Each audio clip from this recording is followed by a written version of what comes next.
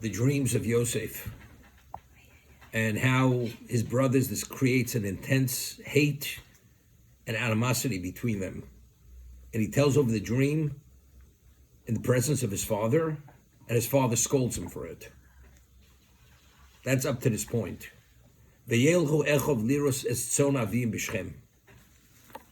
His brothers went to shepherd the sheep of their father in Shechem. Okay? So if you look at the word S, the two dots on S, the Pasuk Yud Beis. So Rashi cites Chazal, it's a medrash. There is a son, Nokor Ales, the two dots on the word S, one dot on Aleph and the other dot on the Tuf. Shloholcha Elurios es Atzmon. What does that come to indicate? That when they went to shepherd the sheep there, was really, they went to protect themselves. They were concerned for their own safety. Being within the eye shot of Yosef, they felt their lives were in jeopardy. So removing themselves from Yosef's presence, because Yosef was tailbearing, and reporting things to their father, which indicated that they actually were Rishoyim, right? As Rashi cites Chazal, what did he tell the father? That they ate Avim and Achai, they had eaten a limb of a living animal, which even for a Ben Noach, a Noahite, it's a Torah violation. And it was misinterpretations.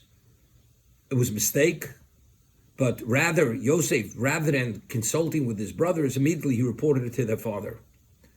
So when it says they went to shepherd the sheep, that was only a cover of what their real intent was. The reason why they went to Shechem, there was grazing lands closer to where their father was. But because they were concerned for their own welfare, they went to shepherd the sheep in Shechem.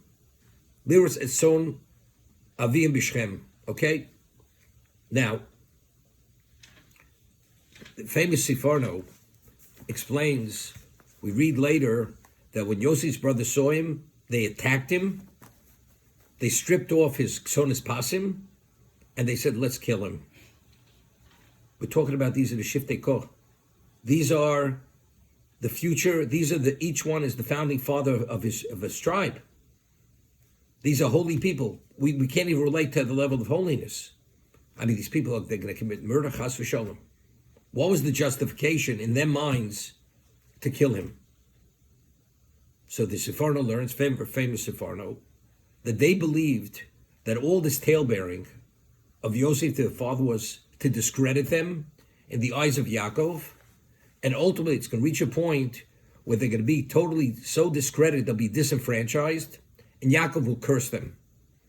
And if Yaakov chas v'sholem curses them, their lives are over. It's the equivalent of death. What is the halacha if a person pursues someone to take his life, which we call a rodef? Within the context of self-defense, if somebody approaches you to take your life, you have an obligation to save your life. They believed that Yosef himself was a rodef. He was a pursuer.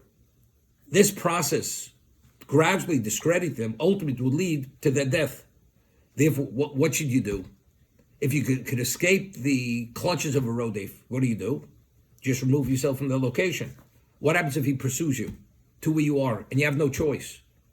What do? You kill the rodef. Yosef's brothers believed that he was coming with, seeking them out, ultimately it was to destroy them. If that's the case, it's justified that they should kill him. That was the basis to act and behave the way they behaved. Okay? Now, what's the halacha, which is not so simple? A third party sees someone pursuing someone to take his life. And the only way you could save the life of the pursued is by killing the pursuer. You have an obligation to kill the pursuer. What happens if the third party is able to maim the pursuer, not kill him, and that would stop the pursuit? The halacha is the third party is not permitted to kill the pursuer. Why? Because the only reason why the Torah allows you to kill the pursuer is to save the life of the pursued. But if you're able to maim him, which will prevent that from happening, it's not justified to take his life. Okay? So there's a whole halachic question. What about in regard to the pursued himself? if the pursued himself is able to maim the pursuer, is he permitted to kill the pursuer, even though he could maim him? So it's a halacha question. Some say yes. Why? Because if the Torah would put the burden of making this decision on the pursued, that moment hesitation may cost him his life. So therefore, the pursued is permitted to kill the pursuer, even if he could maim him, because that's the valuation decision. But the third party, who's not the pursued, he is in a position where he could more easily make that decision. The momentary hesitation will not make the difference. Therefore, if he could maim him, he's not permitted to kill him. But even if you say that the pursued is permitted to kill the pursuer, what happens if he could stop the pursuit with maiming him? Definitely, it's justified. What happens when the brothers see Yosef? They said, we're going to kill him. We're going to kill him. Yehuda is the leader. He's the leader. And Reuven says to Yehuda, why should we kill him? Throw him into one of the pits in the desert. Meaning, if you could take his life by indirect cause, there's no reason to take him directly, to kill him. And he says, why should we shed the blood of our brother? Put him in one of the pits, that's called indirect cause. Okay? What happens? But Reuven, when he made that suggestion, put him in the pits, his intention was to ultimately come back and retrieve him, bring him back to his father. So Chazal tell us, because Reuven's hate was not to the degree of the others. Reuven had a greater understanding that Yosef was not the pursuer. What happens? Reuven's not there, comes back, he finds Reuven's missing. He says, but where is he? He says, we sold him. We sold him into slavery. Now, what is that? That's the equivalent of maiming. The only reason why you justify killing the pursuer is because your life's in jeopardy. But if they're able to remove him from the scene, which will guarantee their lives should be preserved, they felt they had no right to kill him.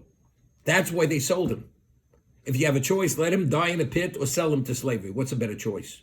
Definitely to sell him to slavery. Because again, that's like the equivalent of maiming the pursuer, that he should not be able to take the life of the pursued. Okay? This is my embellishment, the application of the concept of the Siforno, the way he's learning all the interactions between Yosef and his brothers. Yaakov, if Yaakov understands how his brothers, they hate him and they despise him and they cannot tolerate him, what is Yaakov sending Yosef to see, check out what is the welfare of his brothers and the sheep? That's number one. Secondly, if Yosef himself understands the dynamic here, what is he doing it? And he says to his father, Hineni, I'm ready to do your wish, to carry out your charge, to go check it out. And some of the commentators ask, although we say Shluchei Mitzvah Ein Nizokin, that an agent of a mitzvah has divine protection, because the mitzvah protects him, but we just had him psochim, if it's Shchicha Zeka, if it's something where the likelihood of danger is very great, the mitzvah doesn't protect you. So how did Yaakov send Yosef? And had Yosef agree to go? So they say whatever they say. So one approach, which the Or HaChaim HaKadosh says, which is understood, Yaakov and Yosef themselves didn't understand the degree of hate, to what degree they hated him, and what they believed. That they truly believed that he's out to destroy them. And Yaakov will curse them. Yaakov never entered his mind to do such a thing. But in their minds, they believe that. So Yaakov, although it was unpleasant, Yaakov felt it was the right thing. Yosef should go check out, see what's going on there. That he sent him. If Yaakov would have known, of course he would have sent them. Factually, it was Shchicha Zeka. It was dangerous, because we see what happened. The agency did not protect him. But in Yaakov's mind, Yaakov wasn't aware of this degree of hate. And as a result of that, he sent him, and Yosef was not aware of it. And as a result of that, Yosef went. But factually, what justified the behavior? Because in their minds, he had the equivalent. He was the equivalent of a rodev. He was a pursuer who wanted to take their lives. Okay, that's the way we understood it. That's why I understand it. Now, there was a Masorah it was known unquestionably that Klal Yisrael was supposed to be 12. When Yaakov believed that his son was devoured by a beast, and they brought him the tunic dipped in the blood, what did Yaakov say? He's going to the depths of Gehenna because this happened. Because he had a Masorah that if one of his children would die in his lifetime, that means he failed in his mission, he will go to Gehenna, to the lowest, deepest level of Gehenna. And this is something he mourned for the 22 years. And that's the reason why he was not able to prophesy for 22 years. Now, what's the reason? Now, what is Klal Yisrael? Klal Yisrael is 12. They're 12 tribes. Yaakov's 12 sons are the future. They will address the objective of creation, which is the Torah at Sinai. If any one of them should not live, there is no Klal Yisrael. There is no Klal Yisrael. So that means Yaakov failed, and because he failed, the objective of creation is not going to be met. Okay? If this is the reality, how did the brothers think for a moment that Yaakov, firstly, would curse his children? If he curses his children, there's no Klal Yisrael. And why did they think Yosef was trying to undermine their credibility that he should be cursed? They understood the Masorah is 12.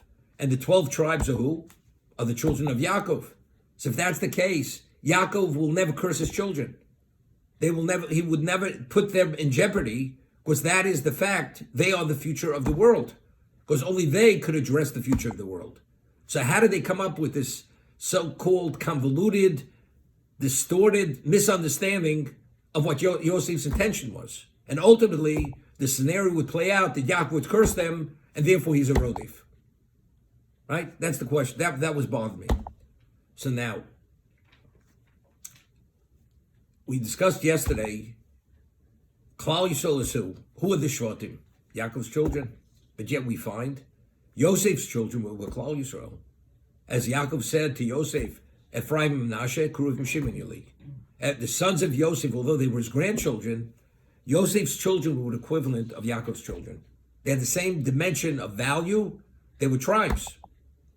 Okay?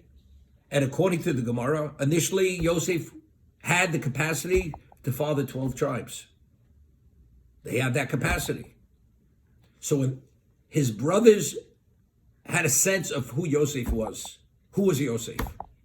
Yosef was the equivalent of Klal Yisrael. He could father 12 tribes, and his children are the equivalent of the Shvatim.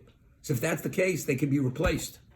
In their minds, based on their valuation of Yosef, he himself has the capacity to father 12 tribes. That's within his ability. As we see, 2 of his children were Shvatim. Factually, it was only 2, not 12, because we mentioned yesterday was the 10 droplets of semen, which for each droplet, he lost the tribe. But in terms of the basis why they suspected and why they interpreted it, all this tale-bearing, that the whole objective is to destroy them, they understood it's not contradictory, because he has the capacity to father the 12 tribes. There will be a Klal Yisrael. Even Yaakov should curse them, because Yosef is the Lohava.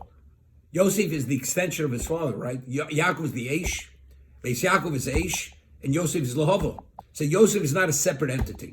Yosef is an extension of his father, and that's why he had all the capabilities that Yaakov had. As Yaakov was able to survive Haran and father his children there, Yosef was able to survive Egypt for 22 years and have father 2 children who should be the equivalent of the Shvatim themselves.